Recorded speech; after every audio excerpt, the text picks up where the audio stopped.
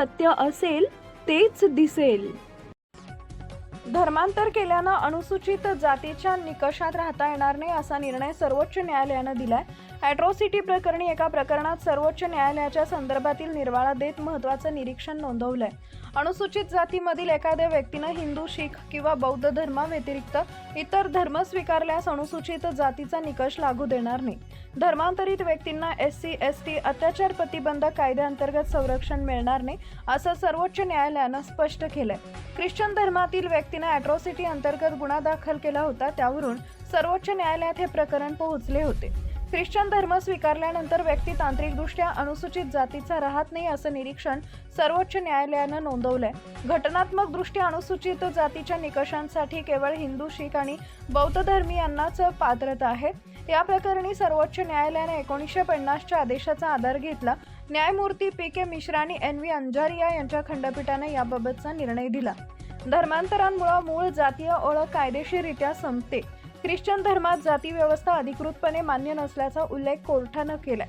आंध्र प्रदेश उच्च न्यायालयाचा निर्णय कायम ठेवत धर्मांतरित व्यक्तीला SC, ST कायद्याअंतर्गत सर्वोच्च न्यायालयानं अधिकार नाकारलेत। चिंतडा आनंद यांच्या याचिकेवर सर्वोच्च न्यायालयानं आज निकाल दिला। जातीच्या नावाखाली मारहाण आणि जीवे मारण्याची धमकी देण्यात आल्याचा आरोप आनंद यांनी केला होता। या प्रकरणी आंध्र प्रदेश उच्च न्यायालयानं गुन्हा रद्द करण्याचा निर्णय घेतला होता। त्यामध्ये धर्मांतरामुळे अनुसूचित जाती हक्क गमावल्याचा निर्णय न्यायालयानं दिला। सर्वोच्च न्यायालयानं उच्च न्यायालयाचा निर्णय कायम ठेवून संबंधित याचिका फेटाळली आहे। आंध्र प्रदेश उच्च न्यायालयानं मे 2025 मध्ये दिलेल्या निर्णयाविरुद्ध पास्टर चिंथडा आनंद यांनी सर्वोच्च न्यायालयात याचिका दाखल केली होती। या अपीलावर सर्वोच्च न्यायालयानं निर्णय दिला असून उच्च न्यायालयाचा निर्णय कायम ठेवण्यात आलाय।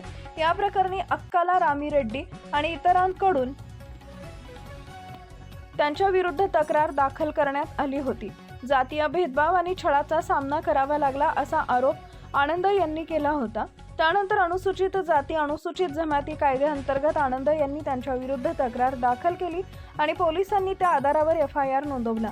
त्यानंतर रामिरेड्डी यांनी हे प्रकरण रद्द करण्यासाठीच उच्च न्यायालयात धाव घेतली।